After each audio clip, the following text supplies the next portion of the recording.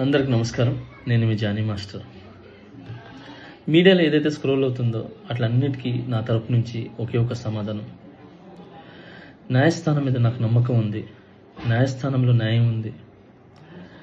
ఆ న్యాయం ఉంది కాబట్టి ఈరోజు నేను నలుగురితో పని చేసుకుంటున్నాను. బయటకు వచ్చి నలుగురితో హ్యాపీగా ఉన్నాను. నా ఫ్యామిలీతో చాలా హ్యాపీగా ఉన్నాను. నా మనసుకు తెలుసు ఏం జరిగిందని, ఆ దేవుడికి తెలుసు, నా అంతరాత్మకు తెలుసు. ఇవన్నీ కూడా రేపు న్యాయస్థానంలో కోర్టు నిర్ణయిస్తుంది, న్యాయస్థానం నిర్ణయిస్తుంది. న్యాయస్థానంలో నేను చాలా క్లీన్ చిట్తో వస్తాను. నిర్దోషిగా నేను బయటకు వస్తాను. ఆ రోజు మాట్లాడతాను. అప్పటి వరకు నేను నిందితుడిని మాత్రమే. నేను ఓన్లీ నిందితుడిని మాత్రమే. మీ ప్రేమ నాకు ఎప్పుడు ఇలానే ఉండాలి, ఇలానే ఉంటుంది. నాకు తెలిసింది ఒకటే, నేను